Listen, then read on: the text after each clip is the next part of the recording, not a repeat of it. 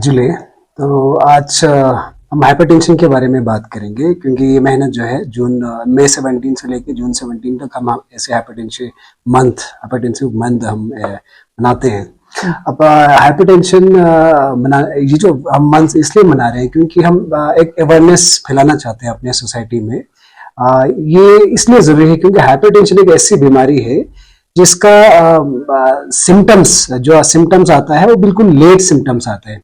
इसलिए ये बीमारी आमतौर पर हमारे सोसाइटी में छुपा रहता है और हमें जो पेशेंट दिखता है वो आइसबर्ग है। कुछ पेशेंट हमारे तक पहुंचता है, बहुत सारे पेशेंट ऐसे हैं, 70% ऐसे पेशेंट होते हैं जो हमारे तक नहीं पहुंचते हैं।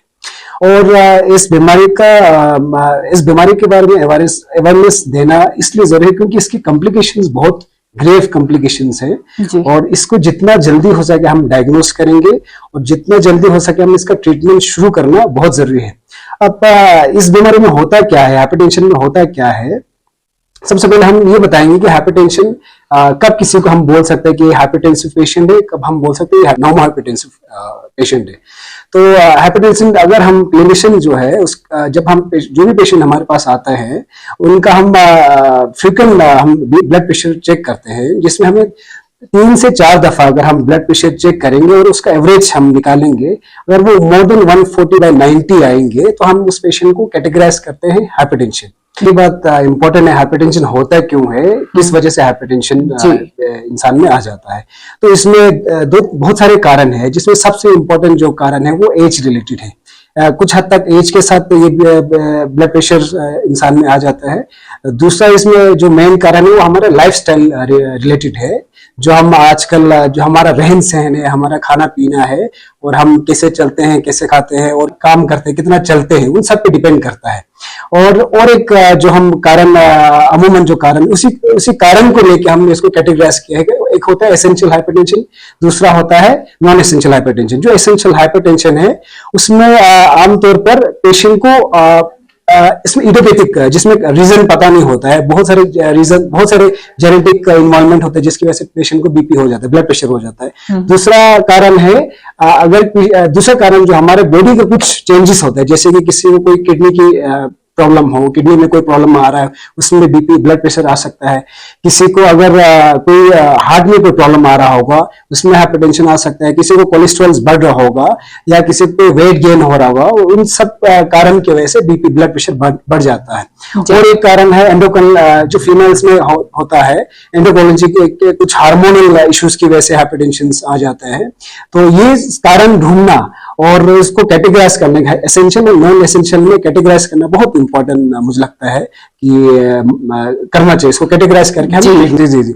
अगर किसी का बीपी अगर 130-140 के अराउंड रहता है तो हम इनिशियली पेशेंट को एडवाइस करते हैं मेडिकल न्यूट्रिशन थेरेपी में, जिसमें हम उनको बोलते हैं आप एक्सरसाइज करेंगे, आप खाने में थोड़ा सा आप अपना साल्ट इंटेक कम करेंगे, साथ साथ में आप अपना जो हम फैटी मील्स लेते हैं, जो ऑयल्स हम यूज करते हैं, उनके जो क्वांटिटी उसको कम करने के लिए बोलते हैं।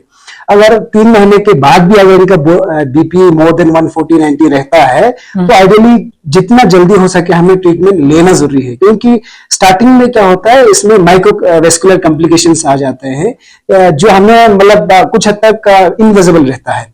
तो जब ये माइक्रोवेस्कुलर कॉम्प्लिकेशन स्टार्ट होने लगता है, जैसे किसी को चेस्ट में दर्द होने लगता है, किसी को स्ट्रोक्स होने लगता है, किसी को किडनी के प्रॉब्लम्स होने लगता है, तो फिर हमारे पास आ जाते हैं। तो जब ये माइक्रोवेस्कुलर कॉम्प्लिकेशन जब स्टार्ट होता है या कोई भी कॉम्प्लिकेशन स्टार्ट होता है, उसके बाद ट्रीटमेंट लेने के बाद उतना ज्यादा हम उसको स्टॉप नहीं कर सकते बीमारी को। इसलिए जिसको भी अगर बीपी जितना जल्दी हो सके डायग्नोस करके ट्रीटमेंट लेना इसलिए जरूरी, ताकि उसके बॉडी में जो साइड इफेक्ट्स होते हैं बीपी की वजह से, और वो एक ऐसा बीमारी है जिसमें हमेशा हमारे बॉडी के अंदर एक प्रेशर रहता है। अगर हम ऐसे आमतौर पर हम एक लेमन को अगर हम समझाएंगे, कहीं पे भी कोई, जैसे पानी कितना हल्का चीज है, अगर वो एक पत्थर पे गिरते रहेंगे तो वो पत्थर भी धंस जाता है।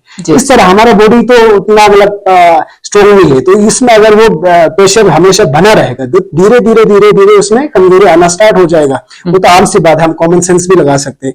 इसलिए हमें जितना जल्दी हो सके एक ब्लड प्रेशर को कम करके हमारे बॉडी को एक नॉर्मल एनवायरनमेंट देना बहुत जरूरी है।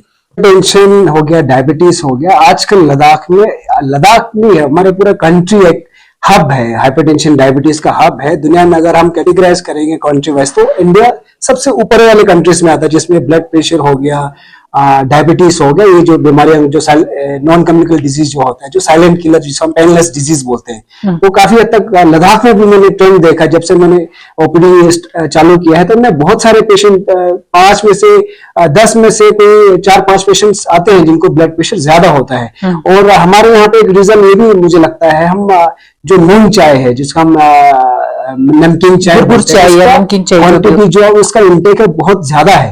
तो मैं लोगों को ये एडवाइस करना चाहूंगा, आजकल हमारा वर्क एनवायरनमेंट है, क्योंकि पुराने जमाने में लोग काम बहुत करते थे, एक्टिविटीज बहुत ज्यादा होते थे और उनका खाना पीना वैसा था जो ऑर्गेनिक खाना पीना था।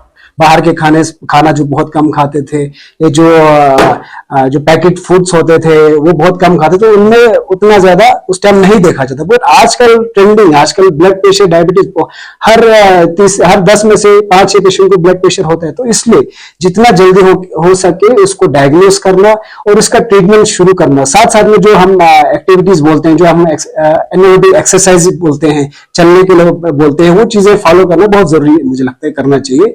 और ब्लड प्रेशर की दवाइयों का अगर हम बात करेंगे तो इसमें आदत, एक जो मिथ है उसको कभी लोगों का नहीं सुनना है। अब हमेशा डॉक्टर से सलाह लेना है और डॉक्टर जिस हिसाब से आपको एडवाइस करेंगे उस हिसाब से आपको दवाई लेना चाहिए। ताकि जैसे मैंने आपको बताया, एक पानी जो है एक पत्थर पे जिस तरह से लगने के बाद घिस जाता है, उस तरह हमारा बॉडी एक नाजुक चीज है।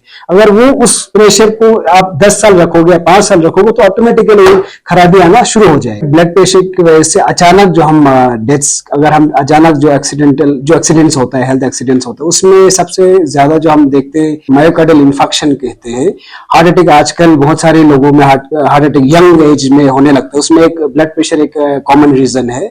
उस तरह से स्ट्रोक्स जो होता है, जैसे हमारे दिमाग के नस ब्लॉक होने की वजह से, क्लॉट होने की वजह से जो स्ट्रोक्स आते हैं, या किसी को अचानक से 40-50 साल की उम्र में बहुत सारे पेशेंट्स ऐसे होते हैं जिनमें एकदम से बेहोश हो जाता है और वो हेमरेजिक स्ट्रोक की वजह से होता है। ब्लड जो हमारे ब्रेन की जो नस है वो फटने की वजह से होता है।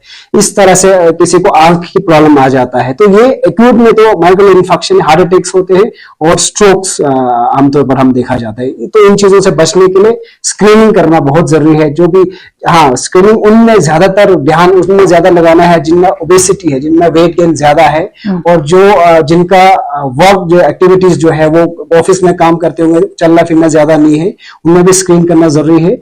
और जिनके फैमिली हिस्ट्री हो, जिनके मम्मी पापा हो जिनको ब्लड प्रेशर रहता हो, उनको जितना जल्दी हो सके स्क्रीनिंग लेना बहुत जरूरी है। साथ में जो स्मोकिंग करते होंगे, जो ड्रिंक करते होंगे, उनको भी यही कहना चाहूंगा कि आप कोशिश करें वो बंद करें, ताकि आपके बॉडी में जो हाइपरटेंशन, डायबिटीज जैसी बीमारियां ना आए। उसी तरह अगर हम खाने में अगर हम बताएंगे डाइट कैसा लेना चाहिए, तो हम ये कहते हैं आप ज्यादातर आप लेंगे ये अनसैचुरेटेड फैट जो क्वांटिटी है उसको ज्यादा लेना है। और आपने फाइबर डाइट जो होते हैं उनको ज्यादा लेना, जैसे हम हरी सब्जियां बोलते हैं या उसमें फाइबर्स में ओट्स आते हैं, तो उन फ्रूट्स आ गया, उनके क्वांटिटीज को आप अपने खाने में बढ़ाएंगे। साथ ही साथ आप जो फैट इंटेक है, जैसे कि आप चर्बी वाले जब मटन्स हो गया या जो चर्बी वाली चीजें हैं उनके क्वांटिटीज को कम करेंगे। और हाँ, साथ में शुगर की क्वांटिटीज को भी आप जितना हो सके कम करना है। साथ में साल्ट इंटेक्स जो है वो भी कम करना। जो अच्छा जो डाइट होता है उसको हम बैलेंस डाइट बोलते हैं। उसमें फाइबर क्वांटिटी सबसे ज्यादा होना चाहिए, उसके बाद आपके प्रोटीन के क्वांटिटी होना चाहिए, उसके बाद सबसे कम जो है आपको फैट का इंटेक्स जो है कम करना चाहिए। फैट में भी 2 चीज होता है, एक होता है सैचुरेटेड फैट होता है, दूसरा अनसैचुरेटेड फैट होता है। तो जितना हो सके आप ज्यादा अनसैचुरेटेड फैट जो है लेने की कोशिश करेंगे। वो ज्यादातर एनिमल प्रोडक्ट्स में सैचुरेटेड फैट होता है, तो एनिमल प्रोडक्ट्स कम लेना है, जिसमें मीट हो गया और घी हो गया, ये चीजें कम लेंगे। और आप प्लांट्स जो वेजिटेबल्स होते हैं उनको ज्यादा लेने की कोशिश करेंगे जी। और फिजिकल एक्टिविटीज, और साथ में फिजिकल एक्टिविटी, अगर हम एक नॉर्मल बंदे को कितना आपको एक्टिविटीज करना चाहेंगे तो उसका हम क्या कहते हैं, एक हफ्ते में कम से कम आपको 150 मिनट्स जो है आपको वॉक करना है, एरोबिक वॉक करना है, जिसमें आप जो हम जॉगिंग करते हैं उससे भी थोड़ा सा कम आप नॉर्मल वॉक कर सकते हैं।